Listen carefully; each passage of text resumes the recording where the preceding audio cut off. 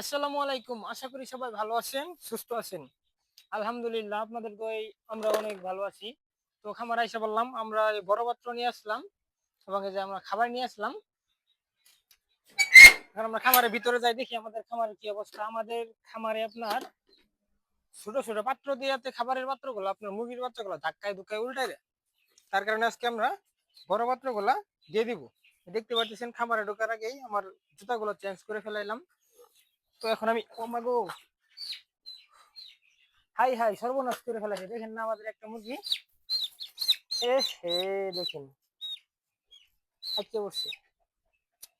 মুরগির ঠ্যাঙ্গে আপনার এগুলো আপনার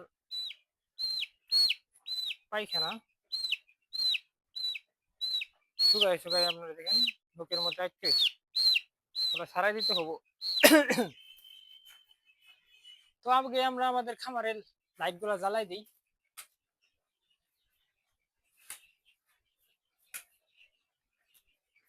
তো আমাদের কিন্তু আমরা খামারে কিন্তু ফ্যান লাগাইছি, আপনাদেরকে কিন্তু দেখানো হয় না। এই যে ফ্যান লাগাইছি, এই ফ্যানটা বন্ধ হয়ে গেছে, ওই ফ্যানটা জোড়া আছে। তো আগে আমরা আমাদের মুরগির বাচ্চাগুলো খাবার দিয়ে দিব।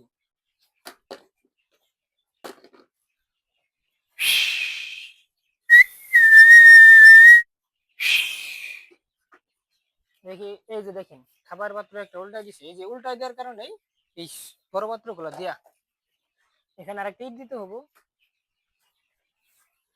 আপনার। এই যে দেখে যান,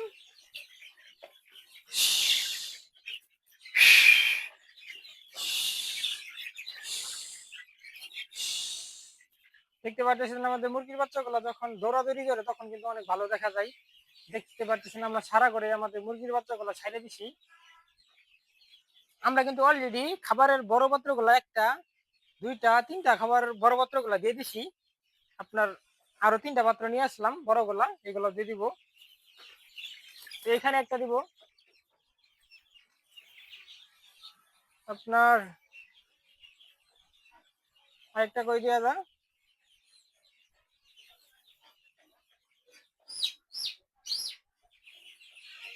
আরেকটা আপনার এই যে এখানে দিয়ে দিব। আগে আমরা এই ছোট পাত্রগুলো সরাই দিই, এই ছোট পাত্রের খাবারগুলা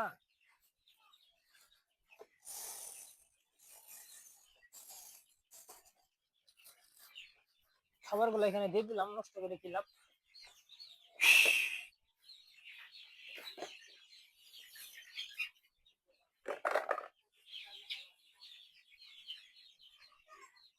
তো আমাদের ইটের সংকট থাকার কারণে আমরা কিন্তু এখন আমাদের এই খাবারের বড় পাত্র দেওয়া মানে ইট দুইটা দেওয়ার লাগে।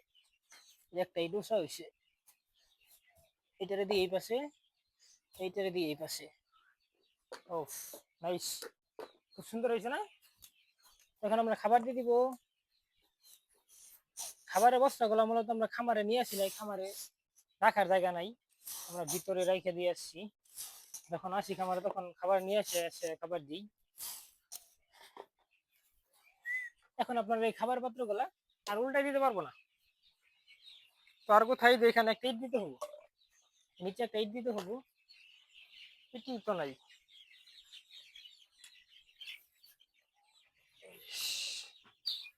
এই যে এখানে একটা ইট দিয়ে দিলাম।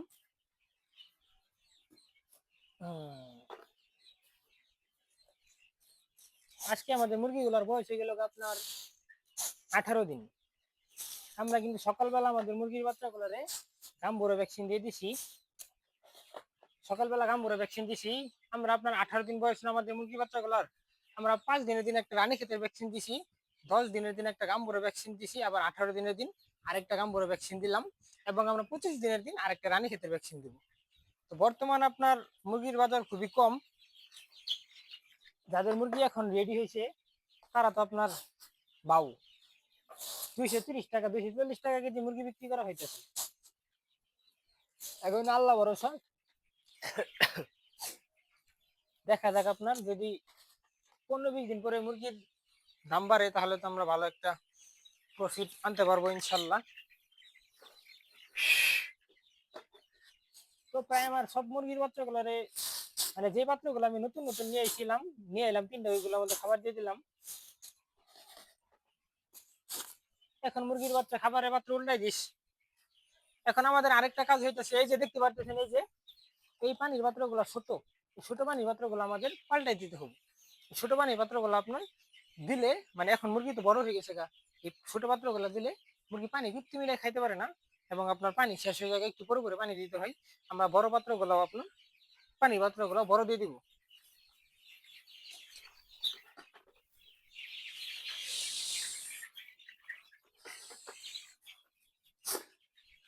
তো আমরা এইদিকেও খাবার দিয়ে দিতেছি।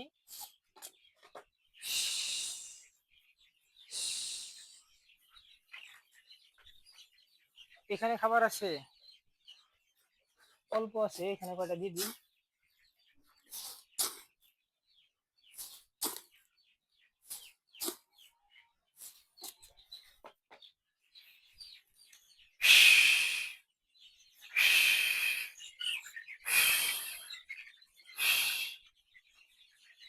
সবাই বেশি বেশি করে মাশাআল্লাহ বলবেন, যেন আমাদের মুরগির বাচ্চাগুলোর কোনো বদনজর না লাগে, মুরগির বাচ্চাগুলো ভালো থাকে, সুস্থ থাকে। তো আমরা তো মুরগির বাচ্চাগুলো খাবার পানি দিয়ে দিলাম, এখন আমাদের কাজ কাম শেষ।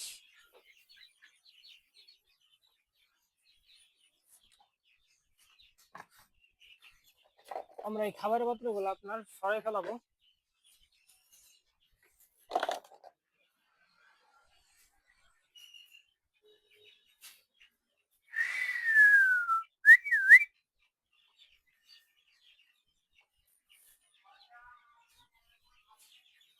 তো এইবার আমাদের মুরগির বাচ্চাগুলো কিন্তু খুবই ভালো আছে। এর আগের বার যে আমরা বাচ্চা কিনছিলাম, মাশাআল্লাহ পলিটিয়ান বগুড়া হ্যাচারি থেকে, তাদের কাছে বাচ্চা কিনাতে আমাদের 150 বাচ্চা মারা গেছে, কারণ তারা তো আপনার ভালো বাচ্চা দিতে দেয় না, বিক্রি করে না। যে আমাদের বাচ্চাগুলো একটু দেখাই,